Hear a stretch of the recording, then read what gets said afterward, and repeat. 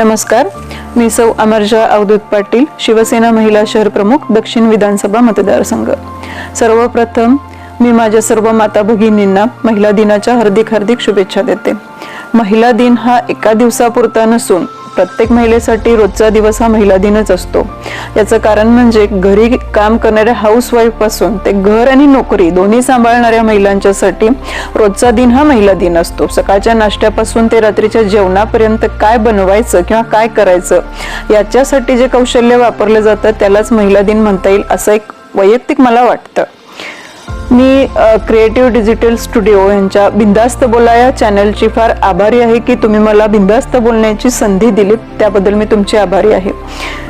आज महिला दिन आहे, माझा विषय थोडासा वेगळा असेल। मी आज तुमच्याशी बोलणार आहे महिला आणि राजकारण या विषयावरती। विषय थोडासा वेगळा आहे, खरं तर या विषयावरती चर्चा फारशी कुठं होताना दिसत नाही किंवा हा विषय फारसा कुणी गांभीर्याने घेत नाही। कदाचित आपल्याकडे या बाबतीत दोन मतप्रवाह आहेत की महिलांनी राजकारणात यावं की येऊ नये। मला विचाराल तर खरं तर प्रत्येक महिला एक उत्कृष्ट राजकारणी होऊ शकते असं मला वाटतं। याचं कारण म्हणजे घर सांभाळताना, नातेवाईक पै पाहुणे घरी आलं गेलं ह्या सगळ्या गोष्टी सांभाळताना किंवा घर चालवताना जे काही कौशल्य एक महिला वापरू शकते किंवा ती वापरते ती महिला अत्यंत चांगली राजकारणी होऊ शकते। आपल्याला आता 33% आरक्षण सुद्धा मिळालेलं आहे महिलांना, पण 33% आरक्षण मिळाल्यानंतर सुद्धा राजकारणात किती महिला सक्रिय होतात हा सुद्धा एक विचार करण्याचा भाग आहे। खरं तर मी तुमच्या माध्यमातून आपल्या सर्व महिलांना आवाहन करते की सगळ्या महिलांनी राजकारणात येण्याचा किमान विचार तरी करावा, कारण घर चालवताना प्रत्येक गोष्टीचा विचार ही महिलाच करते। घरातल्या किराणा सामानापासून ते घराचं आर्थिक बजेट सांभाळण्यापर्यंत हे प्रत्येक योग्य नियोजन ही महिला करत असते। त्यामुळे घरी बसून किंवा मैत्रिणींच्या मध्ये गॉसिप करताना फक्त राजकारणाविषयी चर्चा करण्यापेक्षा त्या राजकारणाकडे जर तुम्ही एक करिअर म्हणून जर बघितलं तर एक उत्तम पर्याय तुम्हाला मिळू शकतो। ज्या गोष्टी आपण घरी बसून गप्पा मारून जो वेळ आपण वाया घालवतो तोच वेळ जर आपण राजकारणासाठी किंवा किमान ते शिकण्यासाठी जरी दिला, करिअरचा एक चांगला मार्ग म्हणून जरी तुम्ही राजकारणाकडे बघितलं तरी सुद्धा आजचं राजकारण हे फार त्या मानाने लवचिक आहे। राजकारणात महिलांना बघायला जर गेलं तर गॉडफादर असं कुणीच नाहीये। पुरुषांची मक्तेदारी राजकारणात पूर्वीपासूनची आहे, अजूनही आहे, त्यामुळे महिला थोड्याशा मागे पडतात। ह्याला कारणीभूत कुठंतरी महिला सुद्धा आहेत असं मला वाटतं। आपण कधी त्या गोष्टीचा गांभीर्याने विचारच करत नाही किंवा विचार केलेला पण नाही। आपण असं म्हणतो की राजकारणात घराणेशाही आहे।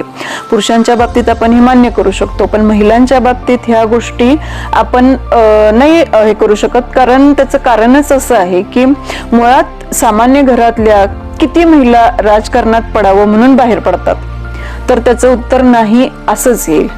त्यामुळं काही वेळा असं होतं की एखाद्या वेळेस आपल्याकडे ऑप्शन नसल्यामुळं एखाद्यांची आई किंवा त्यांची बहीण ही त्याला ऑप्शन म्हणून राजकारणात उतरते।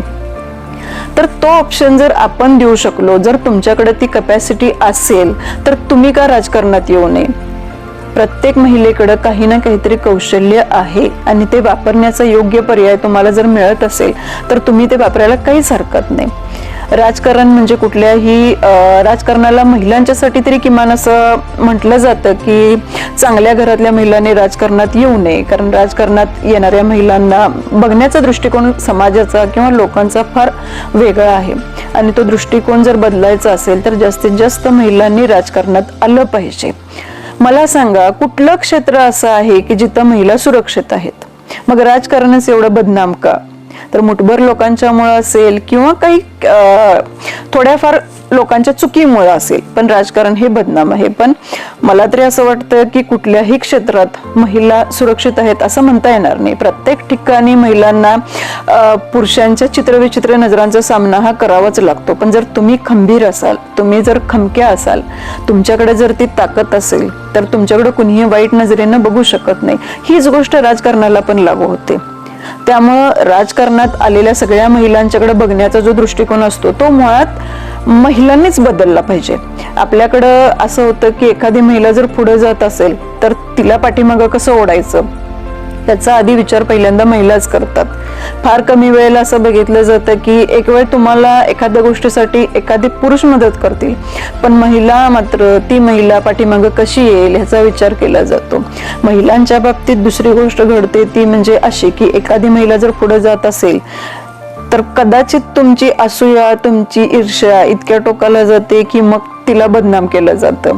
कारण महिलांचं शेवटी महिला म्हटलं की त्यांचा विषय येतो तो शेवटी चारित्र्यावरती येतो. त्यामुळे मग त्यांना बदनाम करणं, तिला बदनाम करणं आणि ह्या सगळ्या गोष्टी बऱ्यापैकी समाजात काम करताना आम्हाला असं जाणवतं की ह्या गोष्टी महिलांच्या विषयी ह्या गोष्टी करतात. तर असं न करता आपण जर एकमेकीच्या हातात हात घालून जर पुढे गेलो, तुमच्या बरोबरीने जर तुम्ही इतर महिलांना जर पुढे नेलं तर नक्कीच राजकारणात महिलांची संख्या तुम्हाला वाढलेली दिसेल. कारण बऱ्यापैकी महिलांच्याकडं नेतृत्व गुण चांगले असतात म्हणण्यापेक्षा किंबहुना आहेतच, आणि बऱ्यापैकी म्हणण्यापेक्षा 99% महिलांच्याकडं हे गुण असतातच असतात. फक्त त्याचा वापर किंवा त्याची योग्यता तुम्हाला कळाली पाहिजे. ते कुठं वापरायचे, कसे वापरायचे हे जर तुम्हाला कळालं तर महिलांच्या सारखं योग्य नेतृत्व मला नाही वाटत की कुणी करू शकेल. कारण महिलांची जी ताकद आहे ती फार मोठी आहे. महिलांच्याकडं असं म्हटलं जातं की पुरुषांच्या पेक्षा महिला जास्त कणखर असतात किंवा सहन करण्याची ताकद ही महिलांच्यात जास्त असते. त्यामुळे तुम्ही जर एक पॅशन म्हणून जर राजकारणाकडे बघितलं तर एक अतिशय उत्तम पर्याय तुम्हाला आहे राजकारण हे क्षेत्र. राजकारण हे एकमेव क्षेत्र असं आहे जिथे तुम्हाला कॉम्पिटिशन नाही. नाहीतर इतर क्षेत्र जिथं तुम्ही नोकरी करता किंवा जिथं तुम्ही जॉब करता अशा कुठल्याही क्षेत्रात महिलांना कॉम्पिटिशन नाही असं नाही. त्यामुळं या राजकारणात मुळात महिलांची संख्या कमी असल्यामुळं आणि जर तुमच्याकडं चांगलं राजकारण करण्याची किंवा तुम्हाला राजकारण समजून घेण्याची जर आवड असेल तर अत्यंत चांगलं ऑप्शन म्हणून तुम्ही राजकारणाकडे बघू शकता. त्याचबरोबरीनं महिलांना जे 33% आरक्षण जे जाहीर झालेलं आहे तर हे जाहीर झालेलं आरक्षण जर सर्वसामान्य महिलांच्या उपयोगी पडलं तरच त्या 33% आरक्षणाचा आपल्याला उपयोग आहे. नाही तर मग आपण घराणेशाही म्हणून ओरडत बसतो आणि चांगल्या महिला राजकारणात न आल्यामुळं नेत्यांच्याकडं किंवा इतर लोकांच्याकडे सुद्धा पर्याय नसतो. मग कुणीतरी आपल्या आईला उभं करतं, कुणीतरी बहिणीला उभा करतं, कुणीतरी बायकोला उभा करतं आणि मग आपणच ओरडत बसतो की बघा ह्यांनी दुसऱ्या कुणाला ह्यांनी संधी दिली नाही, स्वतःच्याच आईला उभं केलं, स्वतःच्याच बायकोला उभा केलं. पण हा ऑप्शन जर तुम्ही त्यांना दिला किंवा तुम्ही जर राजकारणाचा जर विचार केला किंवा राजकारणात येण्याचा, राजकारण शिकण्याचा जर तुम्ही विचार केला तर ह्याच्यासारखी उत्तम गोष्ट कुठली नाही.